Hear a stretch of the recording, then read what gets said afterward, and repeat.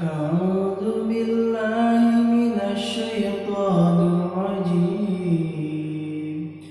بسم الله الرحمن الرحيم. الحمد لله الذي أنزل على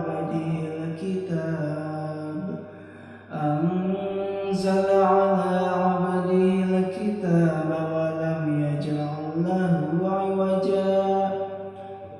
قيما لينذر بأسا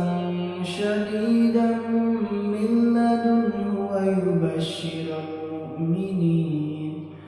ويبشر المؤمنين الذين يعملون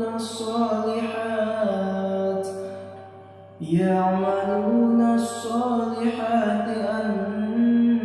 لهم أجرا حسنا ماكثين فيه أبدا وينذر الذين قالوا اتخذ الله ولدا ما لهم به من علم ولا لآبائهم كبرت كلمة تخرج من أفواههم إن يقولون إلا كذبا فلعلك باخع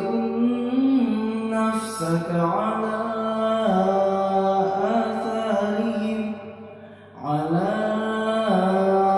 آثارهم إن لم يؤمنوا بهذا الحديث أسفا إنا جعلنا ما على الأرض زينة لها لنبلوهم أيهم أحسن عملا وإنا لجاعلون ما عليها صعيدا جرزا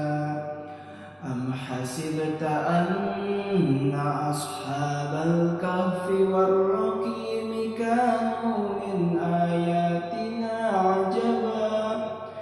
إذ أوى الفتية إلى الكهف فقالوا ربنا